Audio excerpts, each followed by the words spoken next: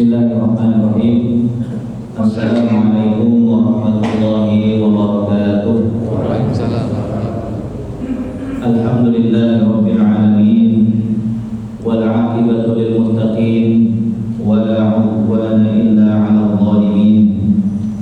Asyhadu an la ilaha illallah al-malikul haqqul mubin wa asyhadu anna Muhammadan 'abduhu wa rasuluh shadiqul wa'dil amin.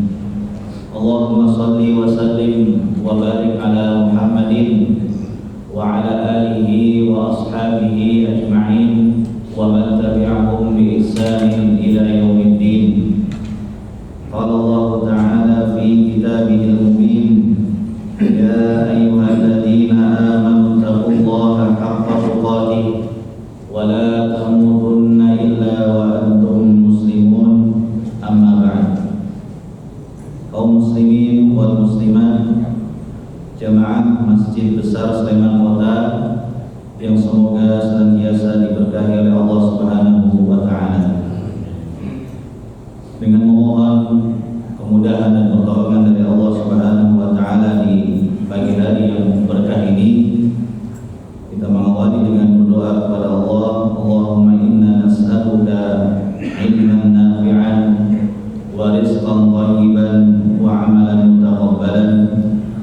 Allahumma anfa'na bima 'allamtana wa 'allimna ma yanfa'una wa zidna ilman.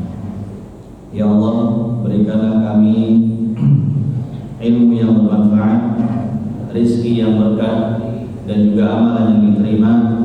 Ya Allah, ajarkanlah kepada kami ilmu yang bermanfaat, dan ajarkanlah kami apa yang kami tidak ketahui, dan berikanlah kami ilmu yang bermanfaat.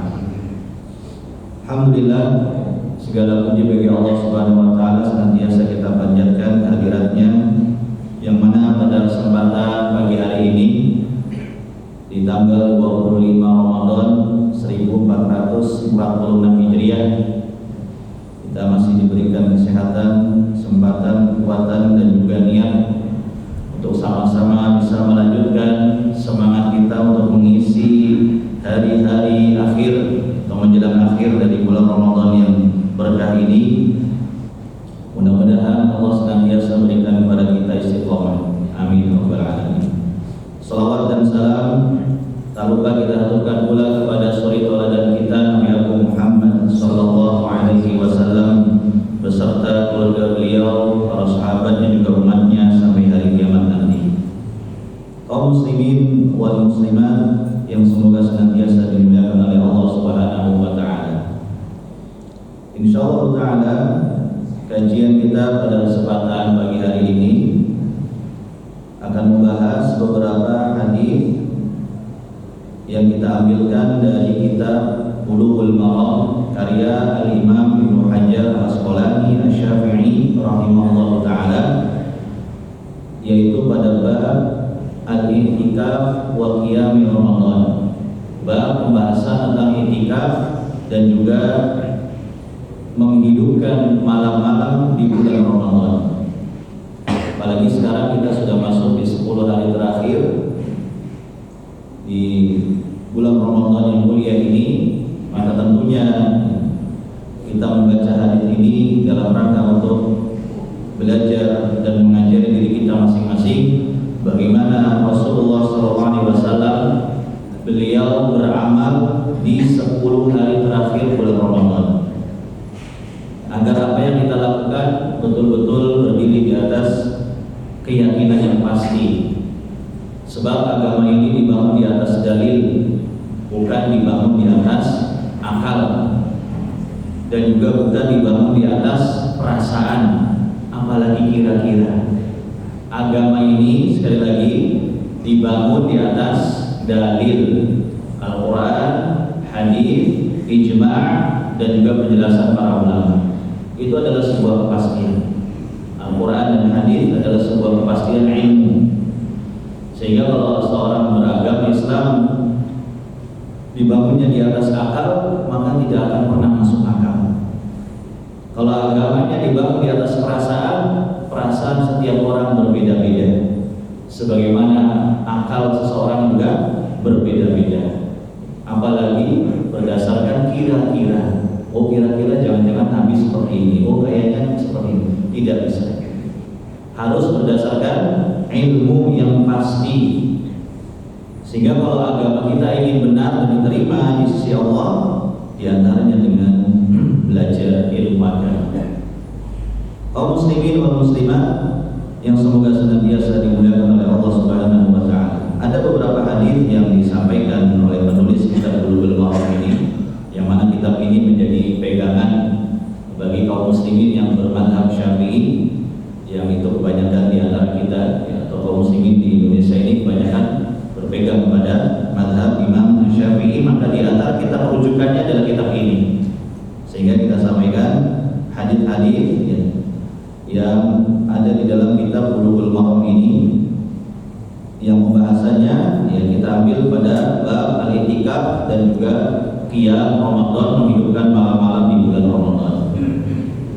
Kaum muslimin wal muslimat rahimakumullah. Hadis yang pertama, An Abi Hurairah radhiyallahu anhu, dari sahabat Abu Hurairah radhiyallahu anhu, anna Rasulullah sallallahu alaihi wasallam, bahwasanya Rasulullah sallallahu alaihi wasallam beliau bersabda, man qama ramadhana imanan wa ihtisaban, barang siapa yang menghidupkan malam bulan Ramadan berdasarkan iman dan juga mengharapkan pahala ganjaran pahala dari Allah Subhanahu wa taala, ghufira lahu ma taqaddama min dhanbihi, maka akan diampuni baginya dosa-dosa yang telah berlalu. Muttafaqun alaih. Hadis riwayat Bukhari dan Muslim. Hadis yang pertama ini mengajarkan kepada kita bahwa di antara sunnah Rasulullah SAW adalah menghidupkan malam-malam bulan Ramadan. Karena setiap detik, jam dan waktu yang ada di bulan Ramadan ini, terutama di malam harinya, adalah waktu yang sangat berharga. Sehingga Rasulullah SAW beliau bersabda, man qoma Ramadan, barang siapa yang qoma. Qoma ya, kalau dalam bahasa Arab, kalau diterjemahkan itu artinya bangun.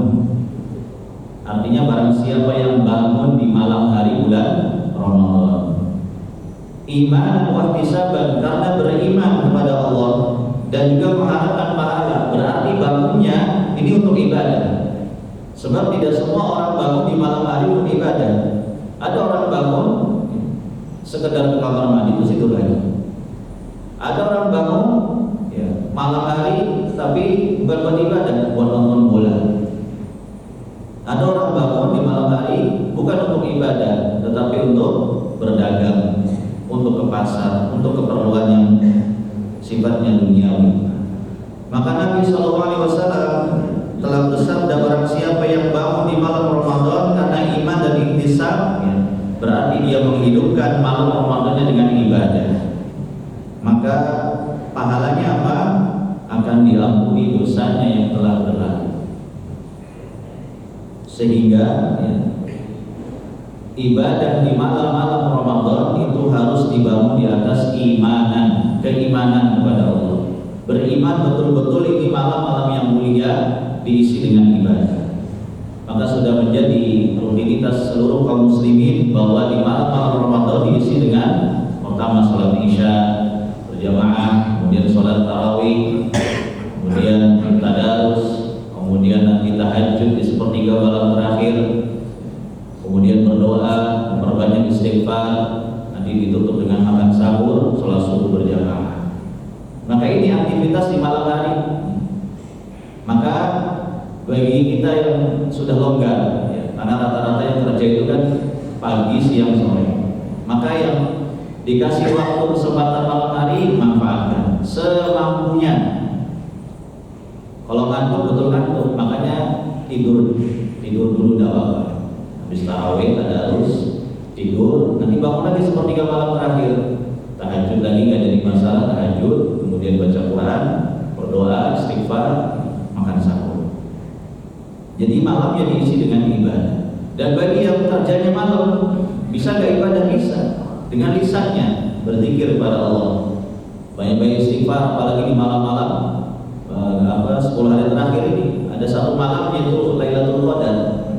Maka yang sambil kerja yang mungkin menjadi security harus jaga malam, yang kerjanya di pabrik nggak bisa tutup pabriknya 24 jam, dia ada bersih malam, atau kerja-kerja lain yang di malam hari, silahkan bisa sembari istighfar, astagfirullah, astagfirullah, sambil kerja, astagfirullah, subhanallah, alhamdulillah. Jadi nggak ada alasan.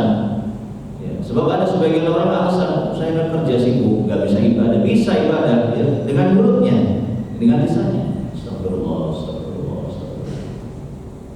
Jadi gak ada alasan. Yang sudah gak kerja bisa sholat malam, bisa baca Quran, bisa zikir, seperti itu. Sehingga mendapatkan keutamaan ghufira lahu ma taqaddama min dzambi, diampuni dosa-dosanya yang telah berlalu. Sehingga ini harus semangat. Apalagi ini hari-hari terakhir. Inilah yang diinginkan oleh orang yang sudah meninggal dunia. Orang yang sudah meninggal dunia ya, itu kalau ditanyakan kepada mereka di alam kubur, apa yang kalian inginkan? Mereka menjawab, hidupkan kami dan bisa hidup sehari di bulan Ramadan. Jadi angan-angan orang yang sudah meninggal di alam barzakh, sudah beda alam dengan kita. Ketika ditawarkan kepada mereka, apa yang kalian inginkan? Kami ingin hidup sehari aja di bulan Ramadan, karena memang betul-betul berharga. Bulan Ramadan ini betul-betul waktunya berharga, terutama di malam hari. Siang dan malam berharga, tetapi khusus di 10 hari terakhir malam harinya ini yang spesial, karena ada Lailatul Qadar dan itu hanya satu malam. Ya. Jadi kata Nabi ada 10 hari terakhir, 10 malam di 10 terakhir bulan Ramadan itu Lailatul Qadar hanya satu malam dan itu bisa bergonta-ganti. Bisa jadi di tahun ini malam 21. Bisa jadi tahun sebelumnya malam 23, bisa jadi di tahun yang depannya malam 25. Di malam-malam ganjil, bisa juga di malam-malam genap. Sehingga apa? Kuncinya kalau ingin mendapatkan Lailatul Qadar, hidupkan saja 10 malam terakhir dengan ibadah semampu kita. Bisa tarawih berjamaah selesai bersama imam, kemudian dilanjut tadarus, kemudian istirahat sebentar, dibangun lagi di sepertiga malam terakhir, tahajud, baca Quran lagi, kemudian beristighfar, berdoa. Niatkan untuk mencari Lailatul Qadar. Boleh di masjid, boleh di rumah. Mungkin yang nggak bisa itikaf di masjid, bisa di rumah, bisa, nggak jadi masalah. Di rumah ibadah, di masjid ibadah. Yang kerja di luar juga bisa ibadah, banyak istighfar. Sehingga ini mendapatkan keutamaan diantaranya ghufira lahu ma taqaddama min dzambi, diampuni dosa-dosa yang telah berlalu. Sehingga sungguh merugi orang yang tidak bisa memanfaatkan 10 malam terakhir bulan Ramadan. Sebab Nabi SAW beliau sudah mengaminkan doanya malaikat Jibril, yang mana malaikat Jibril ini sudah berdoa, raqima'an fumri'in, raqima'an fumri'in, raqima'an fumri'in, celaka seorang, celaka seorang, celaka seseorang yang dia dakhala Ramadan falam yughfar lahu, masuk bulan Ramadan tapi tidak diampuni dosanya. Maka salah satu cara supaya dosanya kita diampuni, qoma Ramadan imanan wa ihtisaban, hidupkan malam-malam bulan Ramadan dengan iman wa ihtisaban, mengharapkan pahala dari Allah, diisi dengan ibadah. Kaum muslimin wal muslimat rahimakumullah. Kemudian hadis yang kedua, an Aisyah radhiyallahu anha, dari Aisyah radhiyallahu anha qalat, beliau berkata, kana Rasulullah sallallahu alaihi wasallam idza dakhala al-ashru ay al-ashru al-akhirah min Ramadan, Rasulullah sallallahu alaihi wasallam apabila sudah masuk di 10 hari terakhir bulan Ramadan, syadda mizarahu, mengencangkan kain sarungnya, wa ahya lailahu, dan menghidupkan malamnya, wa aiqadha ahlahu, dan juga membangunkan keluarganya. Muttafaqun alaih. Nah, hadis yang kedua ini adalah bentuk contoh pengamalan yang dicontohkan oleh Rasulullah SAW kepada kita semuanya, yang dikabarkan oleh istri beliau Aisyah radhiyallahu anha bagaimana Rasulullah SAW menghidupkan malam-malam 10 terakhir bulan Ramadan, syadda mizarahu, mengencangkan kain sarungnya, menunjukkan apa? Betul-betul sungguh-sungguh ibadah. Orang kalau lagi cari dunia, kerja, mengejar THR, mengejar bonus, mesti dia akan bersungguh-sungguh. Syadda mizarahu, mengencangkan ikat pinggangnya. Bagaimana bisa mengejar target, bagaimana bisa mencapai keuntungan yang besar, bagaimana tidak dapat bonus, dikejar. Apalagi kayak sales, kurir, itu kan semakin banyak yang bisa ditawarkan dan antarkan barang ke pelanggan, semakin besar bonusnya. Ini kita mencari dunia semangat, maka mencari Lailatul Qadar haruslah jauh lebih semangat lagi. Dengan cara apa? Syadda mizarahu, kita mengencangkan kain sarungnya. Ini ibarat kiasan kepada makna betul-betul sungguh-sungguh beribadah di 10 hari terakhir Ramadan, terutama di malam harinya. Jangan sama saja dengan di malam-malam yang lain, harus ada yang spesial. Kemudian wa ahya lailahu, menghidupkan malamnya dengan ibadah. Ini dicontohkan langsung oleh Rasulullah SAW bagaimana beliau menghidupkan malam-malam 10 hari terakhir bulan Ramadan dengan ibadah. Wa aiqadha ahlahu, dan juga membangunkan keluarganya. Jadi istri anaknya juga diajak. Mungkin suaminya atau bapaknya ke masjid, istrinya atau anaknya bisa di rumah. Apalagi sekarang sudah ada handphone, bisa dibangunkan, ditelepon, diajak untuk ibadah. Biasakan keluarga kita untuk ibadah kepada Allah. Kenalkan keluarga kita dengan Allah Subhanahu wa taala. Kenalkan keluarga kita dengan agama Islam ini. Sebab banyak keluarga yang ada di zaman kita sekarang jauh dari agama. Gak kenal dengan Tuhannya, gak kenal dengan nabinya, gak kenal dengan agamanya, gak kenal dengan Al-Qur'an, gak kenal ibadah.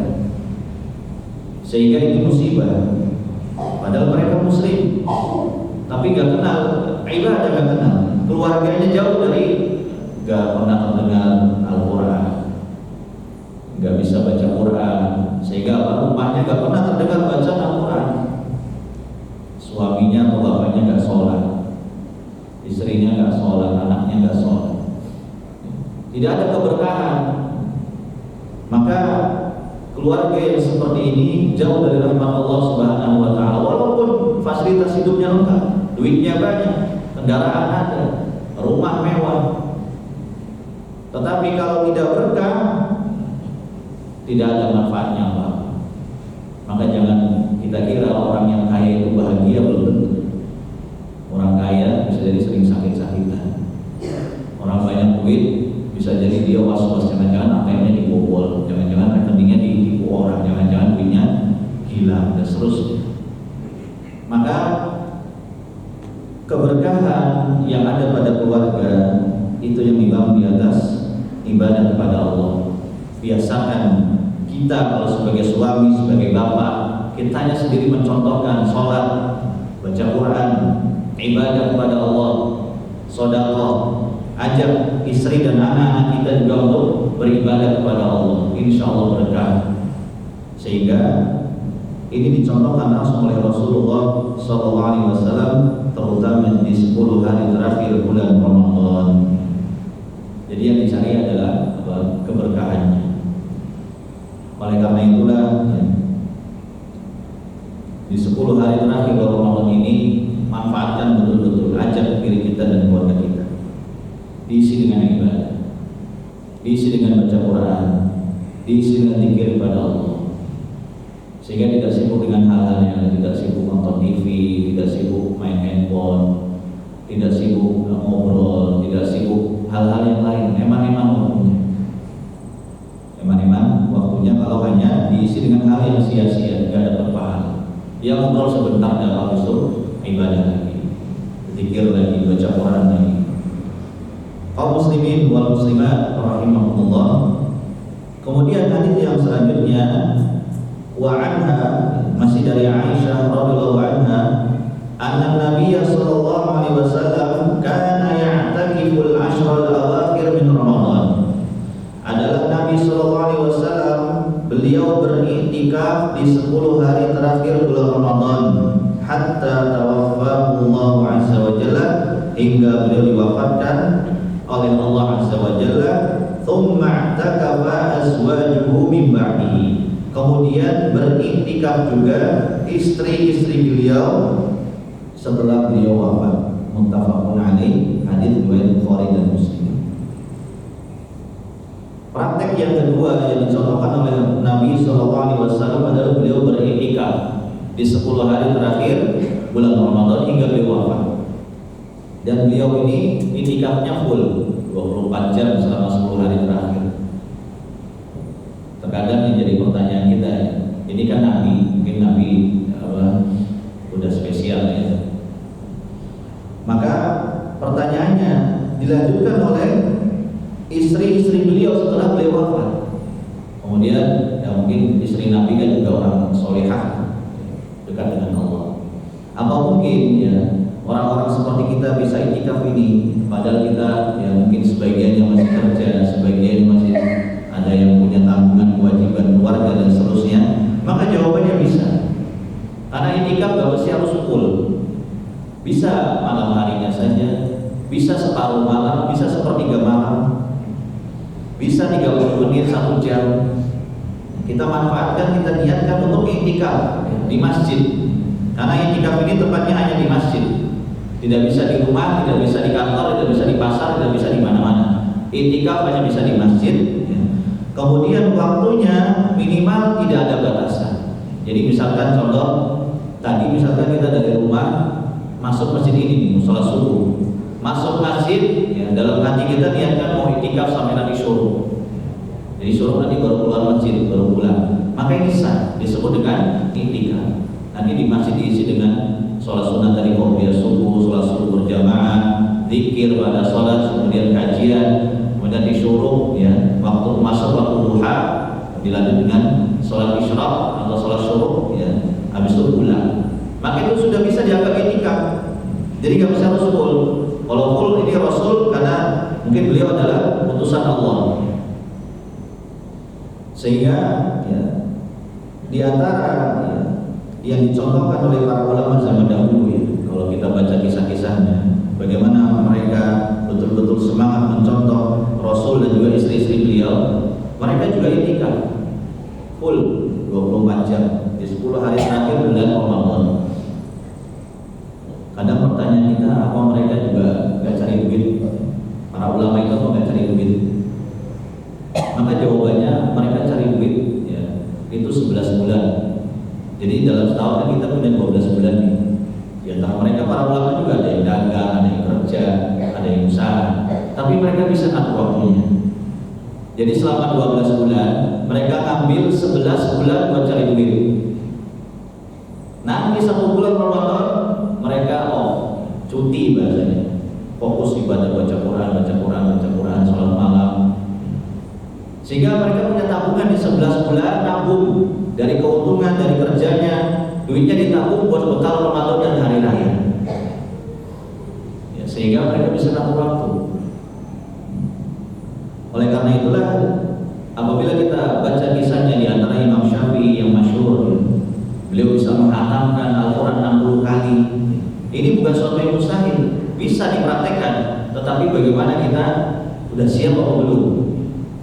60 kali hatam, berarti 1 hari kalau Ramadannya 30 hari, berarti 1 hari kan hatam 2 kali. Ya, ini pernah dipraktekkan ya, oleh salah seorang santri tahfidz di salah satu pondok pesantren, menghatamkan 60 kali selama 1 bulan, 30 hari, dan itu bisa. Jadi dia fokus 1 bulan baca, tadarus. Kuncinya satu, harus sudah lancar baca Qurannya. Kalau masih melepat-lepat, ya masih salah-salah, ini nggak mencapai target. Tapi sudah lancar ini, bahkan sudah hampir. Tapi dia tadarus, bukan hafalan. Jadi dia baca dari jam 3 pagi, ya, sampai subuh, jeda sholat subuh, kemudian baca lagi sampai jam 6, jam 7, istirahat, mandi, sarapan. Ini bukan Ramadan ya. bulan Ramadan. Kemudian baca lagi sampai jelang duhur, sholat duhur, ya. Habis duhur baca lagi, ya. Sebelum asar sudah hafal 1 kali. Dan ini bisa dipraktekkan. Tapi kuncinya tadi tetap semangat. Ya. Yang kedua baca sudah lancar. Kemudian dilanjut lagi pada asar sampai maghrib sholat maghrib, kemudian baca lagi sampai isya, pada isya, ya, baca lagi terus sampai jelang pertengahan malam hatam 2 kali. Ini terus praktekkan. Dan ini bisa.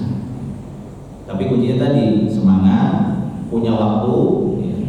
Gak mikirin apa, punya tanggungan macam-macam, ya.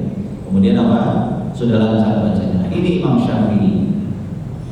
Beliau pertanyaannya, ini beliau ini cari duit apa enggak? Cari duit. Tapi 11 bulan itu tadi, khusus Ramadan beliau libur cuti. Tapi beliau sudah nabung bekal, jadi istrinya anaknya juga udah dikasih nafkah. Beliau sendiri jadi nggak perlu cari duit lagi bulan Ramadan. Ini mereka mungkin kita belum sampai ke sana. Nggak jadi masalah. Minimal mendekati. Kita masih cari duit nggak jadi masalah. Siang Ramadan masih cari duit. 10 hari terakhir masih kejar THR, kejar bonus. Nggak jadi masalah. Apalagi yang pegawai PNS, pegawai swasta masih harus masuk. Nggak jadi masalah. Itu tadi sambil diisi dengan zikir kepada Allah. Malam harinya bisa diisi dengan tanda baca Quran. Janganlah sudah dikasih waktu kerja 8 jam, ya. Capek kerja 8 jam, masih kita lembur lagi. Udah lembur, pulang pagi, istirahat sebentar, kerja lagi. Kalau lemburnya diniatkan ini, misalkan punya utang kan wajib dibayar, ya. Kalau lemburnya niatkan ini saya lembur, kejar target supaya dapat duit bisa buat bayar utang, kerjanya jadi ibadah insya Allah. Karena bayar utang itu wajib.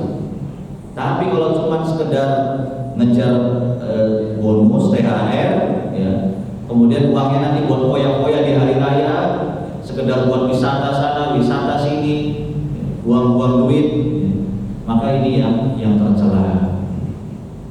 Maka adalah harus dipilah dan dipilih, ya. Maka kerja silakan, yang jadi masalah 10 hari terakhir Ramadan karena kita sebagiannya belum libur, ya. Maka diisi dengan ibadah yang sifatnya lisan, ya, dengan sambil berzikir kepada Allah Subhanahu wa taala. Kemudian kaum muslimin wal muslimat rahimahumullah, hadis yang selanjutnya wa anha radhiyallahu anha, masih dari Aisyah radhiyallahu anha, karena Nabi sallallahu alaihi wasallam, adalah Nabi sallallahu alaihi wasallam, idza arada an ya'takifa, apabila beliau hendak beriktikaf, shallal fajr, beliau salat subuh di masjid, thumma dakhala mu'takafahu, kemudian setelah subuh beliau masuk ke tempat iktikafnya, muttafaqun alaih. Hadis riwayat Bukhari dan Muslim. Jadi zaman dahulu kala, ya, kalau orang iktikaf itu dia masang tenda karena masjidnya itu tidak seperti zaman kita sekarang sudah ada atapnya. Masjid Nabawi yang di zaman Rasul itu nggak ada atapnya, bolong. Jadi kalau hujan basah, bawahnya pasir, tiang-tiang ini pohon-pohonan, dindingnya itu hanya sederhana, tidak ada atapnya. Sehingga tatkala beliau iktikaf, beliau bikin tenda di pojok-pojok masjid, di bagian belakang atau samping. Jadi kalau beliau hendak beriktikaf, setelah sholat subuh beliau masuk ke tendanya, beribadah kepada Allah, berzikir, baca Quran, berdoa. Sementara di zaman kita sekarang, alhamdulillah masjidnya sudah ada atap, jadi kalau panas nggak kepanasan, kalau hujan nggak kehujanan, maka sudah ada AC-nya, cuacanya dingin sejuk, ya, maka cukup, tidak perlu harus bangun tenda, ya. Maka bisa kalau mau iktikaf cari di tempat-tempat di pinggir, di belakang, di pojok, untuk apa? Kita isi dengan ibadah, berzikir, baca Quran, berdoa, ya, sholat dan seterusnya. Kemudian juga, ya, ketika iktikaf, ya, yang diperhatikan adalah bagaimana beliau ketika iktikaf itu ibadahnya tidak mengganggu orang lain. Karena masjid ini sifatnya tempat umum, ya, semua orang datang ke sini untuk beribadah, sehingga tidak boleh saling mengganggu. Jadi kalau baca Quran yang pelan, kalau sholat ya bacanya juga pelan, kalau berdoa juga pelan, sehingga tidak mengganggu orang yang lain. Sehingga ya dahulu kala, ya, Rasul SAW, ya, itu kalau itikaf beliau bikin tenda. Beliau bikin tenda karena memang Masjid Nabawi belum ada atapnya. Jadi kalau hujan kehujanan, kalau panas kepanasan. Sehingga di zaman kita alhamdulillah masjidnya sudah ada atapnya. Sehingga ya, bagaimana kita lihat Rasul dan para sahabatnya itu ya, dulu beribadah itu dalam keadaan sulit, dalam keadaan susah. Sehingga di masjid itu juga ya panas-kepanasan. Sehingga dalam beberapa hadis ya, beliau kalau sholat zuhur, kalau pas cuacanya panas sholat zuhurnya mundur, ditunda sampai agak dingin. Karena kalau dari atas panas, bawah itu panas, apalagi padang pasir. Sehingga disebutkan dalam beberapa hadis bahwa tatkala cuaca sangat panas, sholat zuhurnya itu diundur sampai agak dingin, dan ini boleh. Kemudian ya, mereka sholat dalam keadaan langsung sujud di tanah atau di pasir. Sehingga pernah Nabi SAW sholat subuh ya, yang malamnya itu habis gerimis atau hujan, bawahnya basah, beliau sujud ada bekas tanah liatnya di dahinya, keningnya. Bagaimana sederhananya dan sulitnya mereka dalam beribadah lain, belum bisa dikatakan nyaman. Sehingga kalau kita berhayal andaikan kayaknya kalau saya hidup zaman Rasul enak, ya belum tentu kita itu bagian dari para sahabat yang kuat imannya. Bisa jadi ya kita khawatir naudzubillah min dzalik. Mungkin kalau hidup di zaman Rasul jangan-jangan berada di barisan Abu Lahab atau Jahal. Karena sulit. Ibadah sulit ya seperti zaman sekarang. Zaman sekarang sudah dimudahkan, malah orang tidak mau ibadah. Masjid sudah dibangun nyaman, yang ke masjid hanya berapa ya. Padahal zaman Rasul dulu masjidnya boleh dikata belum nyaman seperti kita. Kita sujud, ya mau di luar hujan panas gak pengaruh di sini. Alhamdulillah. Maka bersyukurlah kita kepada Allah. Masjid-masjid zaman kita sekarang sudah ada atapnya, sudah ada pendingin ruangannya, sudah ada karpetnya. Tinggal kita manfaatkan mau ibadah atau tidak. Maka inilah keadaan Nabi SAW di 10 hari terakhir beliau beriktikaf. Dan juga istri-istri beliau juga beriktikaf. Ini menunjukkan wanita juga boleh beriktikaf di masjid. Tentunya ada tempat khusus sendiri.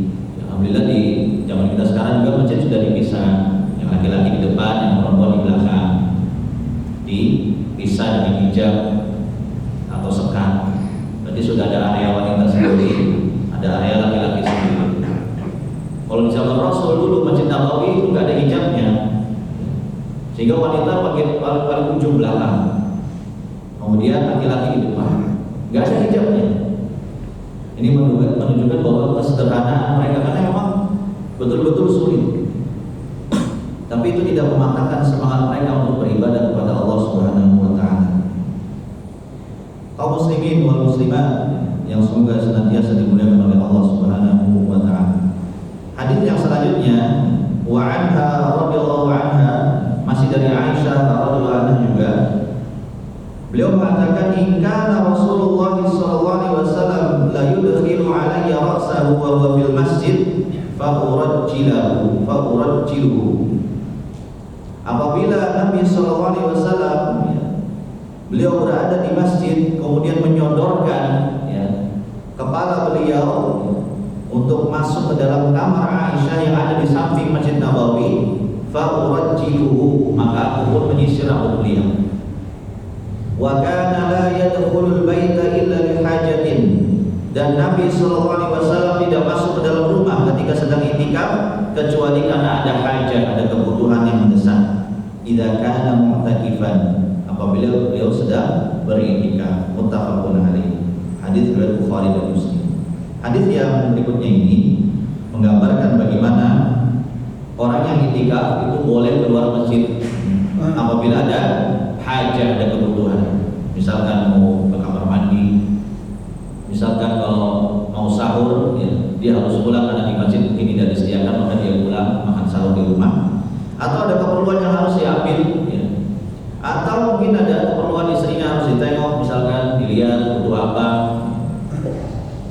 maka yang demikian diperbolehkan. Jadi i'tikaf hukum asalnya di masjid, tidak boleh keluar ya, menetap di masjid. Tetapi jika ada hajat, ada kebutuhan yang mendesak ya, maka hendaklah dia boleh pulang. Sehingga dikisahkan ada seorang yang dia mungkin itikafnya tidak dibangun di atas ilmu.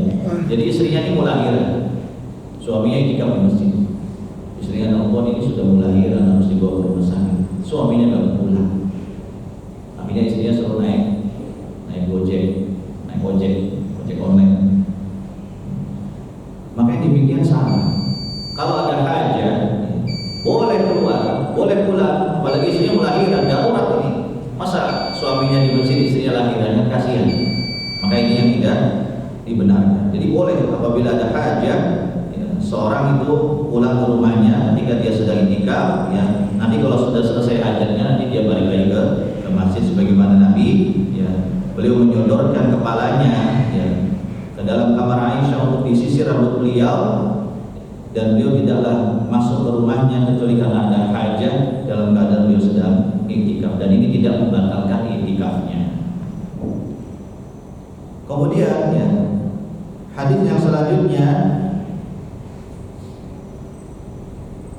wa Ibnu Abbas radhiyallahu anhu, dari Ibnu Abbas radhiyallahu anhu, anna Nabi sallallahu alaihi wasallam qala, bahwasanya Nabi sallallahu alaihi wasallam bersabda, laisa 'alal mu'takifi siyamun illa an yaj'alahu 'ala nafsihi. Tidak ada atas orang yang iktikaf puasa kecuali apa yang dia wajibkan untuk dirinya sendiri. Keadaan yang paling utama ketika iktikaf adalah ketika puasa, yaitu di bulan Ramadan ini. Jadi seorang iktikaf itu di siang harinya yang paling utama adalah dia dalam keadaan berpuasa. Tetapi ini bukan sesuatu yang wajib. Jadi kalau misalnya kita iktikaf di luar bulan Ramadan, siang hari, malam hari, kalau malam hari tentu tidak puasa, maka di siang hari dia yang paling utama berpuasa. Tapi kalau tidak berpuasa juga tidak mengapa. Jadi iktikaf itu ibadah sendiri, puasa ibadah sendiri. Sehingga tidak disyaratkan harus sambil iktikaf, sambil berpuasa ketika iktikaf. Sehingga ini juga jadi dalil bahwa boleh kita iktikaf hanya malam hari saja. Sebab malam hari kan tidak puasa. Jadi boleh seorang itu iktikaf hanya di malam hari saja, kemudian siangnya dia pulang.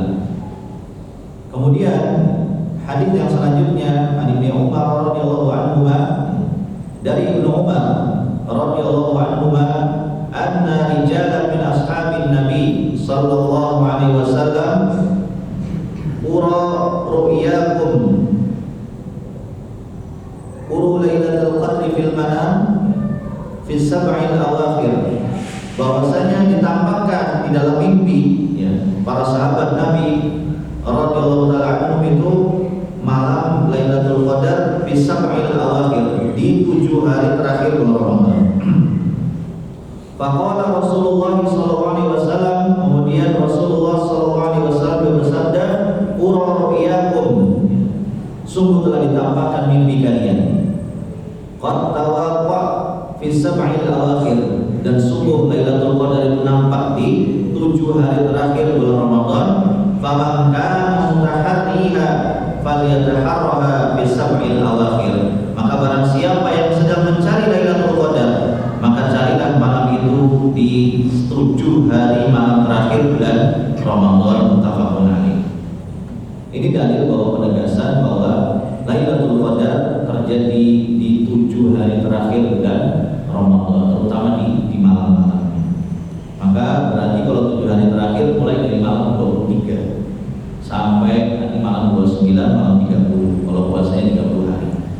Maka Nabi memerintahkan untuk mencari, kana mutahariyan falyataharraha fi sab'il awakhir, carilah oleh kalian Lailatul Qadar itu di 7 hari terakhir bulan Ramadan.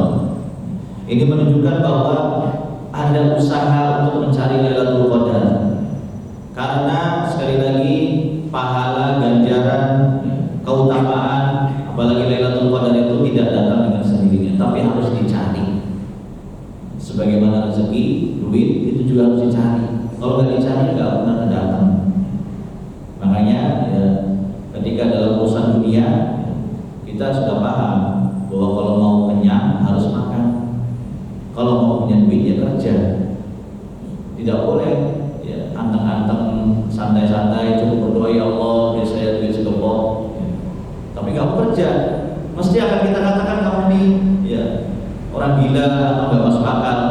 Cuma kerjanya berdoa, tiba-tiba pengennya duitnya datang segepok. Tapi kamu kerja, ya, menghayal, mimpi di siang bolong. Ini dalam urusan dunia udah kita udah paham.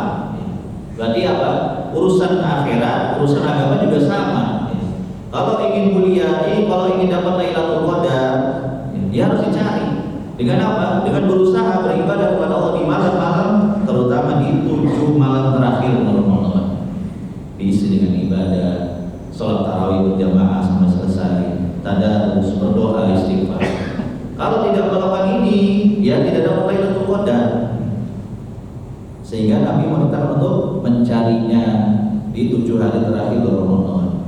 Sehingga kita urusan dunia juga diperintahkan untuk mencari.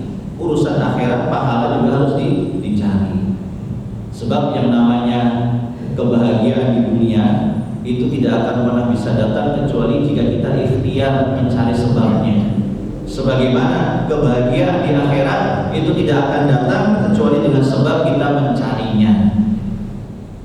Jadi orang masuk surga itu gak ujuk-ujuk masuk surga, enggak. Ada usaha di dunia ini. Ibadah atau enggak? Jangan berharap ya masuk surga, tapi kalau di dunia gak mencari sebab-sebab yang mendatangkan masuk surga. Jangan berharap bisa dapat Lailatul Qadar jika tidak mau mencari Lailatul Qadar dengan menempuh sebab-sebabnya.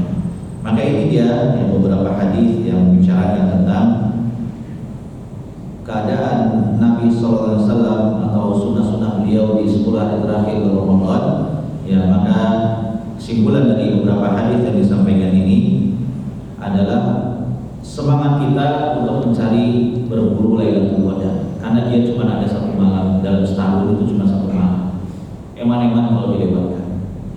Apalagi kita tidak tahu Ramadan berikutnya masih hidup atau tidak. Kemudian kalau tahun depan Ramadan masih hidup belum tentu ya.